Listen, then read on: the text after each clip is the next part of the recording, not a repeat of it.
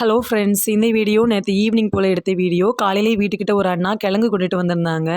1 kilo கிழங்கு வாங்கியிருந்தேன். பிள்ளைங்க ஸ்கூல் போயிட்டு வந்ததுக்கப்புறமா அவிச்சு கொடுக்கலாம் அப்படின்ட்டு. பிள்ளைங்க வந்ததுக்கப்புறமா கிழங்குமே கட் பண்ணி அடுப்பில் வைக்க ஆரம்பிச்சிட்டேன். கிழங்கு பார்த்தீங்கன்னா, கட் பண்ணிவிட்டு ஒரு 4, 5 தண்ணி நல்லா கழுவணும். ஏன்னா அதில் மண் இருக்கும். அதனால் நல்லா கழுவிட்டு நம்ம அடுப்பில் வைக்கணும். ஒரு 3/4 பக்கம் வெந்ததுக்கப்புறமா லைட்டாக உப்பு போட்டு கொஞ்ச நேரம் கூட அடுப்பில் வச்சுட்டு நம்ம வடிகட்டி எடுத்துட வேண்டியதுதான்.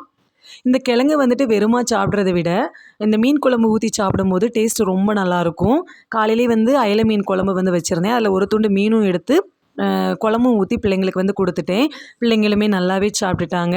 நம்ம இந்த கடையில ஸ்நாக்ஸ் அது இதுன்னு வாங்கி கொடுக்குறத விட, இந்த மாதிரி கிழங்கெல்லாம் நம்ம வாங்கி பண்ணி கொடுத்தோம் அப்படின்னா, ரொம்ப டேஸ்ட்டாவும் இருக்கும். அதுவும் இல்லாமல் ஹெல்த்தியாகவும் இருக்கும்.